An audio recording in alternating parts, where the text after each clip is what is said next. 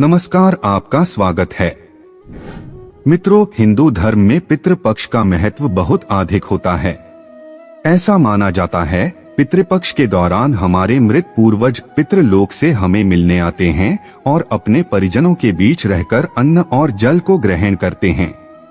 पितृपक्ष की महत्वपूर्णता बताते हुए स्वयं भगवान श्री कृष्ण भी कहते हैं, पितृदेव हमारे घर के देवता होते हैं जो हमारे घर की रक्षा किसी कवच के समान करते हैं। ऐसे में जिन घरों में स्वयं पितृदेव खुश रहते हैं उस घर पर कभी कोई संकट नहीं आता। लेकिन अगर किसी घर में कोई पितृ दोष होता है या उनके पितृ देवता उनसे नाराज होते हैं तो उस घर में हमेशा लड़ाई झगड़ा, क्लेश, धन की परेशानियां और बीमारियां बनी रहती है। ऐसे घर में कुछ भी मंगल नहीं होता। और ये जो पितृपक्ष के 16 दिन होते हैं वो अपने पितरों को खुश करने के लिए ही होते हैं। लेकिन आपको कैसे पता लग सकता है आपके घर में पितृ दोष है भी या नहीं? तो मित्रों, आज के इस वीडियो में हम इसी विषय के बारे में आपको बताएंगे। साथ ही आपको ये भी बताएंगे कि आप कैसे पता लगा सकते हैं आपके घर में पितृदोष है या नहीं है। इस तरीके से आपको लक्षण दिखाई देंगे। साथ ही क्या क्या उपाय आपको करना है पूरा इस वीडियो में हम लोग जानेंगे।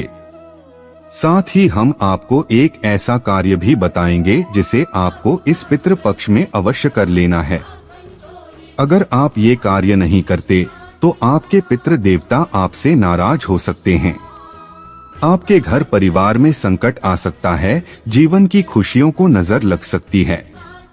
मित्रों, सबसे पहले हम आपको बता दें, ये जो भी जानकारी हम आपको बताने वाले हैं इसका उल्लेख शिव महापुराण में किया गया है। बस हम आपके सामने इसे आसान भाषा में बता रहे हैं।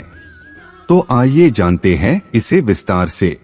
मित्रों, श्राद्ध पक्ष यानी जो ये पितृपक्ष की जब भी शुरुआत होती है तो जो भी हमारे पितृ देवता हैं या फिर जो हमारे पितर हैं, जिन्हें हम पूर्वज भी कहते हैं, इन्हें पितृलोक से मृत्यु लोक में भेजा जाता है और ये सर्वप्रथम हमारे घरों में आते हैं। तो जो ये श्राद्ध पक्ष की शुरुआत हो रही है वो 29 सितंबर यानी कि शुक्रवार से हो रही है और इसका समापन 14 अक्टूबर को हो जाएगा। और इसी बीच में आपकी सारी तिथियां आ जाएगी, जैसे द्वितीया, तृतीया, चतुर्थी, पंचमी, प्रदोष, एकादशी, सब कुछ आ जाएगा।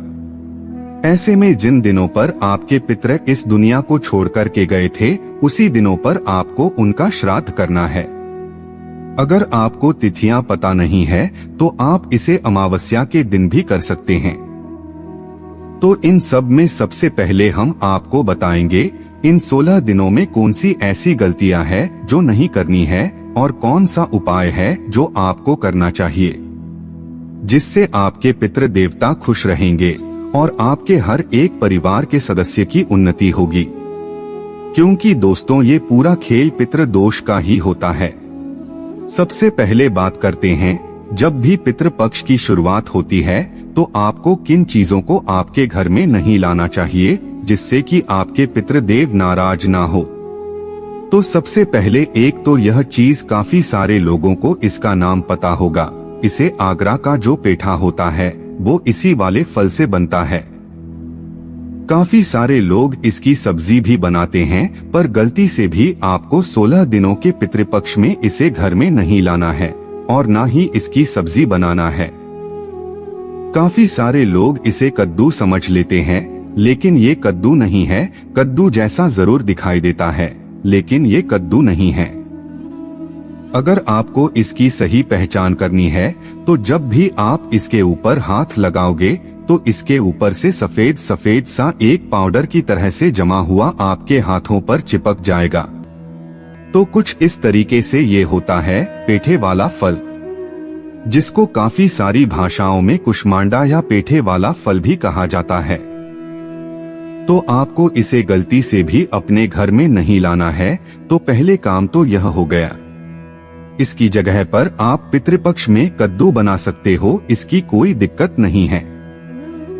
दूसरी चीज है, जब भी आप पितरों को भोजन परोसोगे, भोग लगाओगे, तो आपको अपने पितृ देवताओं को गलती से भी भैंस के दूध की बनी हुई मिठाई या खीर काम में नहीं लेनी है। आपको सिर्फ और सिर्फ गोमाता के दूध से ही बनाए हुए मिष्ठान बनाने हैं, वरना आपके पितृ देवता नाराज होते हैं। तीसरी चीज है गोभी। आप सब लोग जानते हो तो आप इस वाली गोभी को, जिसे हम फूल गोभी कहते हैं, इसे आप घर पर खा सकते हो। लेकिन ये जो केबेज होती है, जिसे हम पत्ता गोभी कहते हैं, इस पत्ता गोभी की सब्जी को भी घर में नहीं बनाते हैं, इस चीज को अवश्य ध्यान में रखना। चौथी चीज, तुरई की सब्जी। तुरई की सब्जी भी आपको जरूर बनानी है, जिसे गिलकी वगैरह भी कहा जाता है।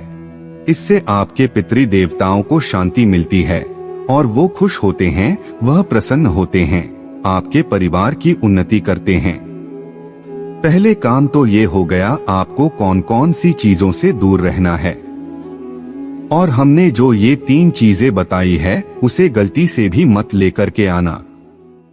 अब जान लेते हैं घर में पितृ दोष होने पर कैसे लक्षण दिखाई देते हैं। जब भी किसी घर में पितृ दोष होता है तब घर में बीमारियों का डेरा होता है, परिवार के सदस्य हमेशा अस्वस्थ रहते हैं, वैवाहिक जीवन में सदा तनाव बना रहता है, पति पत्नी के बीच आए दिन झगड़े होते हैं, परिवार में एकता नहीं होती, अक्सर घर में क्लेश होते हैं, घर के सदस्यों को मानसिक शांति नहीं मिलती, बिना बात के घर में लड़ाई झगड़े होने लगते हैं। ये सब पितृ दोष के लक्षण हैं। पितृ दोष होने पर अक्सर विवाह या मांगलिक कार्य में बाधाएं उत्पन्न होती है, शादी में तमाम तरह की परेशानियां आती है, कई बार तो शादी पक्की होने पर टूट जाती है। वंश की वृद्धि का ना होना भी पितृ दोष का कारण है। ऐसे लाख जतन के बाद भी शादी के कई सालों तक संतान सुख नहीं मिल पाता।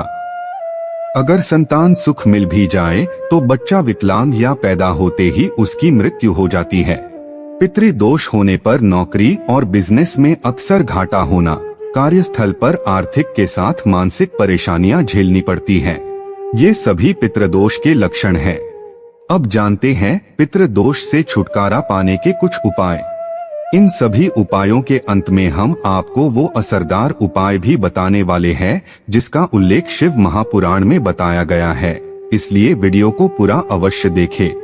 अगर किसी व्यक्ति के कुंडली में पितृ दोष बन रहा है तो ऐसे व्यक्ति को घर के दक्षिण दिशा के दीवार पर पितरों की फोटो लगानी चाहिए। साथ ही नियमित उनकी पूजा करके अनजाने में किए गए गलतियों के लिए उनसे क्षमा याचना करनी चाहिए। कहते हैं इससे पितृ दोष का प्रभाव कम होने लगता है। साथ ही पितृपक्ष में पूर्वजों का विधि विधान से तर्पण और श्राद्ध करें। पितरों को प्रसन्न करने के लिए पीपल या वट वृक्ष के नीचे किसी लोटे में गंगाजल लेकर उसमें काले तिल, दूध, अक्षत और फूल डालकर पीपल को अर्पित करें। कहते हैं इसे करने से पितरों को शांति मिलती है और वो आपको शुभ आशीर्वाद देते हैं।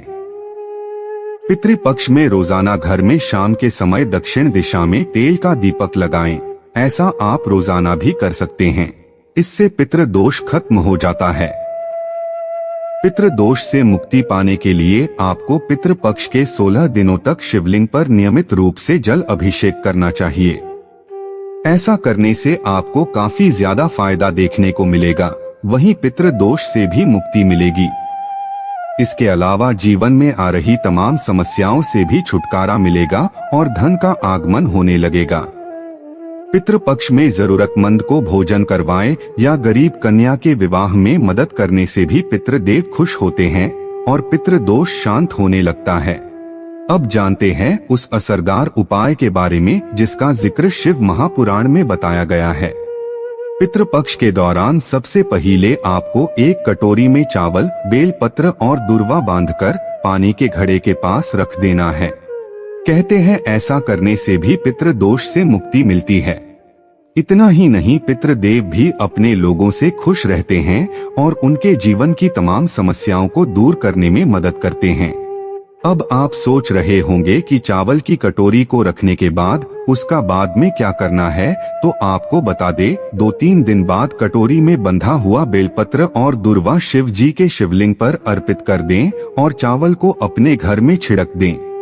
तभी आपको इस उपाय का फायदा देखने को मिलेगा। तो मित्रों, ये थे पितृ दोष से छुटकारा पाने के कुछ असरदार उपाय। हम आशा करते हैं हमारी ये जानकारी आपको अच्छी लगी होगी। अगर अच्छी लगे तो वीडियो को लाइक करें, चैनल को सब्सक्राइब करें, साथ ही कमेंट बॉक्स में जय श्री कृष्ण, जय पितृदेव अवश्य लिखें। इस वीडियो को पूरा देखने के लिए आप सभी का धन्यवाद।